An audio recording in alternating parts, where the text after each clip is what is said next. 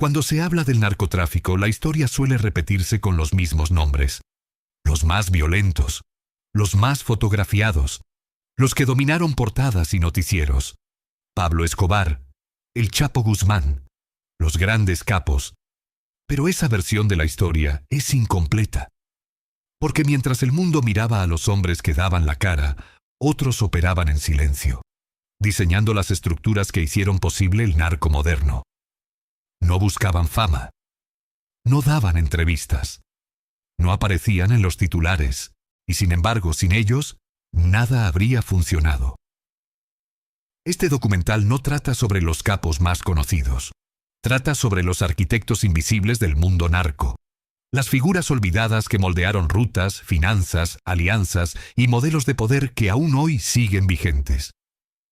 Para entender esto, hay que romper un mito fundamental. El narcotráfico no nació del caos. Nació de la estrategia. En sus primeras etapas, el negocio de la droga era fragmentado, artesanal y altamente inestable. Bandas pequeñas, rutas improvisadas, pagos en efectivo y violencia desordenada. Nada de eso podía sostenerse a gran escala. Lo que transformó ese escenario no fueron solo las balas, sino las decisiones silenciosas tomadas por personas que entendieron algo clave. El verdadero poder no está en disparar, sino en organizar. Estos personajes fueron los primeros en comprender que el narcotráfico necesitaba infraestructura. Necesitaba logística internacional. Necesitaba sistemas de lavado de dinero. Necesitaba disciplina, jerarquía y control. Mientras los capos visibles imponían miedo, ellos imponían orden. Fueron quienes conectaron países cuando las fronteras todavía eran un obstáculo real. Quienes crearon rutas aéreas y marítimas cuando transportar grandes cargamentos parecía imposible. Quienes diseñaron esquemas financieros capaces de absorber millones sin levantar sospechas inmediatas. Y, sobre todo, fueron quienes entendieron que la visibilidad era un riesgo. A diferencia de los nombres famosos, estos operadores sabían que cuanto menos se hablara de ellos, más poder acumulaban. No necesitaban reconocimiento. Necesitaban continuidad. Muchos de ellos nunca empuñaron un arma. Otros sí, pero solo cuando era estrictamente necesario. Su verdadera influencia estaba en los acuerdos, en los contactos, en la capacidad de mover piezas sin llamar la atención. Por eso, hoy son poco recordados. La historia suele premiar al personaje ruidoso, no al estratega silencioso. Sin embargo, cada gran imperio del narcotráfico tuvo detrás a estas figuras clave. Personas que no fundaron carteles famosos, pero que hicieron posible su expansión. Que no lideraron guerras mediáticas, pero que decidieron qué rutas sobrevivían y cuáles desaparecían. Este bloque inicial no busca enumerar nombres todavía. Busca algo más importante: cambiar la forma en que miramos el mundo narco. Porque cuando entendemos que el narcotráfico es un sistema y no solo una suma de criminales violentos, también entendemos por qué algunos personajes fueron olvidados a propósito. Cuanto menos se hablaba de ellos, mejor funcionaban sus estructuras. Mientras los focos apuntaban a los capos, ellos movían el dinero. Mientras la violencia ocupaba los titulares, ellos aseguraban las rutas. Mientras unos caían, sus modelos seguían intactos. Y ese es su verdadero legado. En los próximos bloques vamos a entrar en los nombres reales. Personajes históricos que existieron, que tomaron decisiones concretas y que dejaron una huella profunda en el narcotráfico internacional. No eran famosos, pero mandaban. No buscaban titulares, pero cambiaron las reglas. Porque en el mundo del crimen organizado, los más peligrosos no siempre son los más visibles. Si te interesan este tipo de documentales que van más allá de lo obvio, suscríbete al canal para seguir explorando las historias que casi nadie cuenta. Antes de que Pablo Escobar se convirtiera en un nombre global, antes de que el cartel de Medellín alcanzara dimensiones industriales, hubo un hombre que resolvió el problema más importante del narcotráfico moderno: cómo mover toneladas de cocaína hacia Estados Unidos sin ser detenido. Su nombre era Carlos Lehder, Hoy suele ser recordado como un personaje excéntrico, extravagante, incluso caricaturesco. Pero esa imagen oculta su verdadero papel histórico. Carlos Leyder no fue un sicario. No fue un jefe militar. Fue algo mucho más peligroso. Un estratega logístico. En los años 70, el tráfico de cocaína enfrentaba una limitación crítica. Las rutas eran pequeñas, fragmentadas y altamente vulnerables. El transporte dependía de intermediarios improvisados, barcos poco fiables y contactos inestables. Leyder entendió algo que otros no vieron a tiempo. Si el narcotráfico quería crecer, necesitaba control del espacio aéreo. Su idea fue tan simple como revolucionaria. Convertir el Caribe en un puente permanente entre Colombia y Estados Unidos. Para lograrlo, Leyder se apoderó de un punto estratégico. Norman's Cay, una pequeña isla en las Bahamas. Desde allí, creó una plataforma aérea clandestina capaz de recibir y despachar vuelos constantes cargados de cocaína hacia Florida. No era una ruta más, era un sistema. Aviones pequeños, pilotos pagados, pistas aseguradas, horarios controlados y un flujo casi continuo de mercancía. Por primera vez, el narcotráfico dejó de depender del azar. Se volvió predecible, escalable, rentable. Este cambio lo alteró todo. Gracias a Leyder, la cocaína dejó de moverse en kilos y empezó a moverse en toneladas. Los costos bajaron. Las ganancias se multiplicaron. Y el poder se concentró. Fue en ese momento cuando figuras como Pablo Escobar pudieron expandirse a una escala que antes era impensable. Sin Leyder, Escobar habría sido un capo regional. Con Leyder, se convirtió en un actor internacional. Pero la importancia de Carlos Leyder no se limita a la logística. Él fue uno de los primeros en comprender que el narcotráfico necesitaba lavado de dinero estructurado, empresas fachada, inversiones inmobiliarias, flujos financieros que permitieran absorber grandes cantidades de efectivo sin levantar sospechas inmediatas.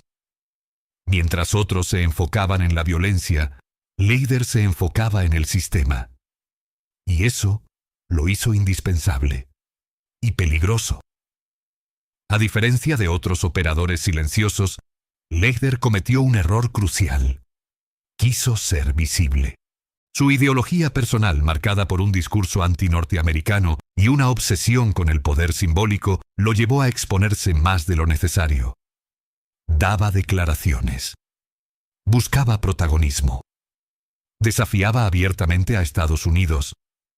Ese fue el principio de su caída. Mientras sus rutas funcionaban perfectamente, su imagen pública empezó a convertirse en una carga. Estados Unidos necesitaba un ejemplo. Y Leyder se lo ofreció. Fue capturado y extraditado, convirtiéndose en uno de los primeros grandes golpes simbólicos contra el narcotráfico colombiano. Sin embargo, su legado ya era irreversible.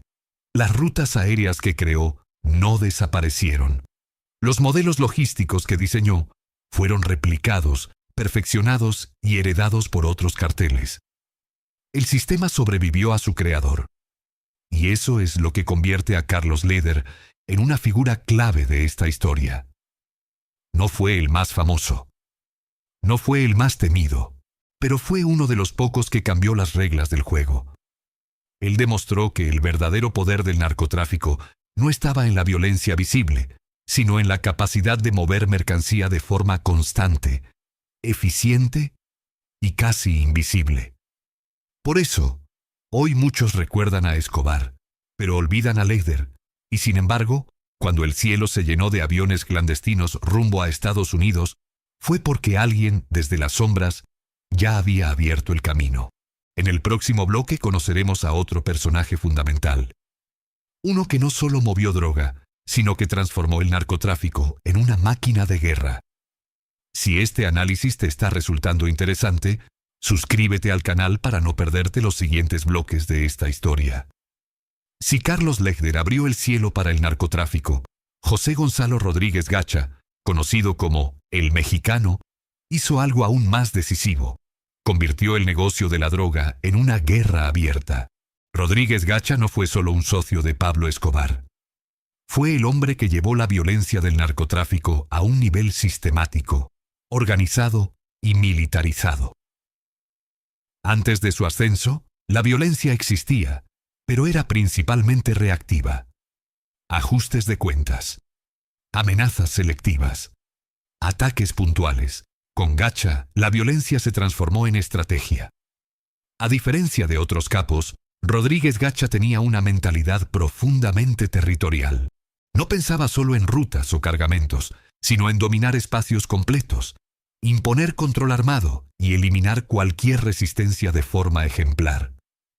Su experiencia en zonas rurales y su cercanía con estructuras paramilitares lo llevaron a entender algo clave: el narcotráfico podía beneficiarse de una lógica de guerra irregular. Así nació una de las transformaciones más oscuras del conflicto colombiano. Gacha fue uno de los primeros narcotraficantes en crear ejércitos privados estructurados, con entrenamiento, jerarquías claras y armamento pesado. No se trataba solo de sicarios urbanos, sino de grupos capaces de operar en el campo, disputar territorios y enfrentar a otros actores armados. En ese punto, la línea entre narcotráfico y conflicto armado comenzó a borrarse. Rodríguez Gacha no veía a la guerrilla como un actor con el que negociar, sino como un enemigo directo que debía ser eliminado. Su odio hacia las FARC no era solo ideológico, era estratégico. La guerrilla representaba una amenaza doble. Competía por territorios clave y exigía impuestos que Gacha consideraba inaceptables. Para él, pagar significaba perder control. La respuesta fue brutal. Gacha financió y fortaleció grupos paramilitares que actuaron como fuerza de choque contra la guerrilla. Masacres, desplazamientos forzados y campañas de terror se convirtieron en herramientas habituales. Este modelo tuvo consecuencias profundas. Por primera vez, el narcotráfico dejó de ser un negocio criminal aislado y pasó a influir directamente en la dinámica de la guerra interna colombiana. Los carteles ya no solo corrompían, combatían. A diferencia de Escobar, cuya violencia buscaba impactar al Estado y a la opinión pública, la violencia de Rodríguez Gacha era funcional y silenciosa. No necesitaba titulares, necesitaba resultados. Y los obtuvo. Durante años, su influencia permitió al cartel de Medellín consolidar control en regiones enteras, debilitando a la guerrilla y alterando el equilibrio del conflicto armado. Sin embargo, este enfoque tenía un costo enorme. La militarización del narcotráfico atrajo una respuesta igualmente militarizada del Estado. Las Fuerzas Armadas comenzaron a tratar a los capos no solo como criminales, sino como enemigos armados. Rodríguez Gacha se convirtió así en uno de los objetivos prioritarios. A diferencia de otros operadores invisibles, Gacha dejó una huella sangrienta imposible de ignorar. Su nombre comenzó a circular no por su dinero, sino por la magnitud de la violencia asociada a sus operaciones. Cuando finalmente fue abatido en 1989, su muerte marcó un punto de inflexión. Pero, como ocurrió con Leider, su legado no desapareció. El modelo paramilitar que ayudó a consolidar continuó expandiéndose. La lógica de ejércitos privados, control territorial y guerra contra la guerrilla fue adoptada y replicada por otros actores.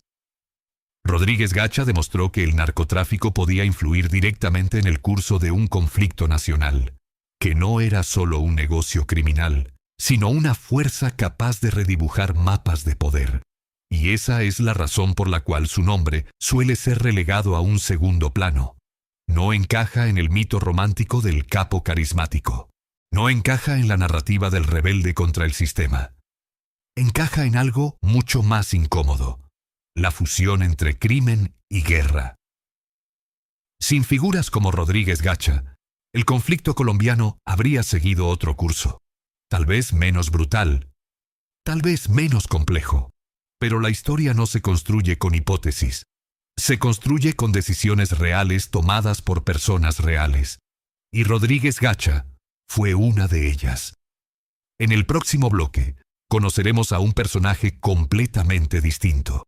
Un hombre que evitó la violencia visible, que prefirió el silencio, la corrupción y la inteligencia. Un narco que demostró que el poder también podía ejercerse sin disparar. Si este tipo de análisis profundo te aporta una mirada diferente sobre el mundo del narcotráfico, suscríbete al canal para continuar con esta historia. Si Carlos Lechter abrió las rutas y Rodríguez Gacha convirtió el narco en guerra, hubo un tercer modelo que demostró ser aún más duradero. Un modelo que no necesitó bombas, ni ejércitos privados, ni titulares diarios. Ese modelo tuvo un nombre: Gilberto Rodríguez Orejuela. Mientras el mundo asociaba el narcotráfico colombiano con la violencia descontrolada de Pablo Escobar, en Cali se construía algo muy distinto. Algo más silencioso, más sofisticado y, a largo plazo, más efectivo. Gilberto Rodríguez Orejuela no era un hombre de confrontación directa. Era un administrador del poder. Donde Escobar veía enemigos, Gilberto veía oportunidades. Donde otros imponían miedo, él imponía dependencia. Su herramienta principal no era la bala, sino la corrupción sistemática. El cartel de Cali entendió antes que nadie una verdad incómoda. La violencia excesiva acelera la caída. Por eso, su estrategia fue infiltrarse en el sistema en lugar de desafiarlo. Políticos, policías, jueces, periodistas, empresarios. No necesitaban destruir al Estado. Necesitaban funcionar dentro de él. Gilberto fue uno de los primeros en comprender que el narcotráfico moderno no se ganaba con explosiones, sino con información. Saber quién investigaba, quién podía ser comprado, quién debía ser neutralizado de forma discreta. Ese enfoque convirtió al cartel de Cali en una estructura casi invisible durante años. Movían enormes cantidades de droga, pero rara vez ocupaban portadas. Cuando aparecían, era tarde. Este contraste es clave para entender por qué muchas de las figuras más influyentes del mundo narco quedaron fuera de la memoria popular. La historia recuerda al que grita, pero el poder real suele pertenecer al que susurra. Gilberto Rodríguez Orejuela no necesitaba construir un mito personal. Necesitaba estabilidad. Y la consiguió. Su modelo demostró que el narcotráfico podía operar como una corporación criminal, con división de funciones, bajo perfil y continuidad operativa incluso cuando algunos miembros caían. Ese modelo sobrevivió más tiempo que el de Escobar y dejó una huella mucho más profunda. Pero este video no trata solo de Lechter, de Gacha o de Gilberto. Trata de algo más amplio. Trata de entender que el narcotráfico no fue obra de un solo hombre ni de un solo cartel. Fue el resultado de decisiones estratégicas tomadas por figuras que rara vez ocuparon el centro del escenario. Personas que entendieron la logística antes que la violencia, la estructura antes que el caos, el largo plazo antes que el impacto inmediato. Por eso, cuando los grandes capos cayeron, muchas de sus redes siguieron funcionando. Porque no dependían de la fama de un hombre, sino de la solidez de un sistema. Y ese es el legado más inquietante de estas figuras olvidadas. El narcotráfico moderno no colapsa cuando muere un capo. Se adapta, se fragmenta, se reorganiza. Exactamente como lo diseñaron quienes lo pensaron desde las sombras. Mirar solo a los nombres famosos es cómodo. Simplifica la historia. Pero también la distorsiona. Porque mientras el mundo se concentraba en los rostros conocidos, otros moldeaban el futuro del crimen organizado sin ser vistos. Este video es una invitación a mirar más allá de los titulares, a entender que el verdadero poder rara vez necesita exposición. Y que, en muchos casos, los más peligrosos no fueron los más recordados. La historia del narco no se escribió solo con sangre. Se escribió con decisiones frías, cálculos precisos y silencios prolongados. Y esas decisiones siguen teniendo consecuencias hoy. Si te interesan estos análisis que exploran el lado menos contado del crimen organizado, suscríbete al canal para más documentales que van más allá de lo evidente.